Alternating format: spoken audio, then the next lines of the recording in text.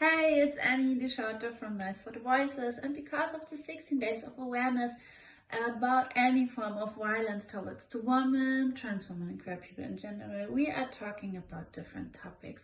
And my topic today is in the connection of gender-based violence, genders. So why are genders so important? Language and labels are important parts of understanding your gender and affirming and be affirming and supportive towards to other people. But I also get the fact that they can be confusing from time to time.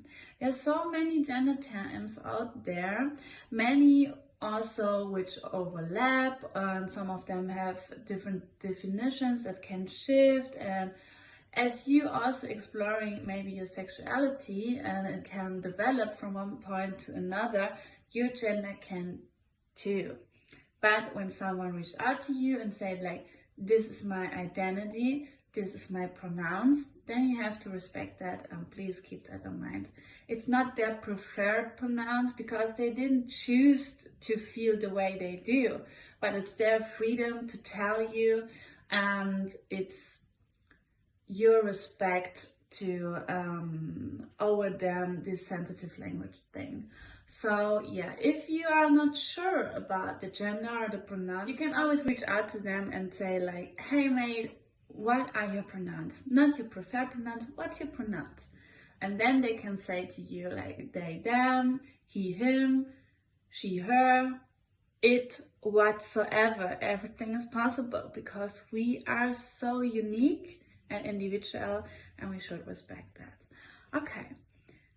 Thanks to the internet, of course, we have more access to information and education and a visual representation also of different genders, and this is very important. Right now there are existing 64 gender terms. Of course, I can't introduce you all of them because then we can make a whole new vlog situation going on about this, but I choose some to introduce you, and it's based on your own interest how you further want to go into this and inform yourself about that. Or maybe you can diverse your social content and follow some more people who are representing other gender roles and identities. So there is the first one I want to introduce you is the agender. Agender means that someone who doesn't identify with the idea or experience of having a gender. Androgyne, someone who has a gender presentation or identity that's gender neutral. Androgynous or has both masculine and feminine characteristics. Cisgender, when you hear the term like my identity is cis woman or cis man, that means they are exclusively identifying themselves with their sex or gender assigned as birth. So their genitals are female, so they are cis woman. Their genitals are male, so they are cis man.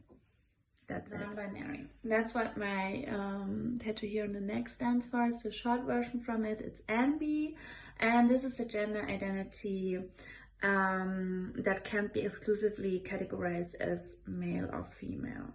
When I identify as non-binary, I experience gender in very ways, including a combination of male and female, neither male or neither female, or something else altogether. So some non-binary people also identify as trans, and some are not. As you see, sex and gender are far more complicated than many of us were raised to believe, and that's the thing. I mean, I can imagine that some of you, like it was for me, this kind of situation, that I was grown up in a very small town stuff thing going on, and of course you don't have this kind of education there, or not this open-minded space for experiencing your sexuality and your gender. Like there's this typical role model and you have to fit in this, and if not, then you're like kind of misfit.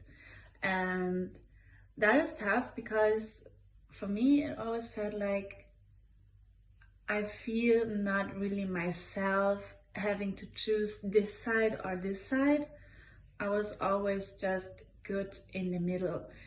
I was feeling myself better in the middle. And as soon as I realized that there are more than just one gender, and I found this, my identity written down, I was so free and so released with everything. I was like, oh, thank God I don't have to make this or this happening. I can be exactly like this, and it's just perfect the way it is, and I'm so happy with it.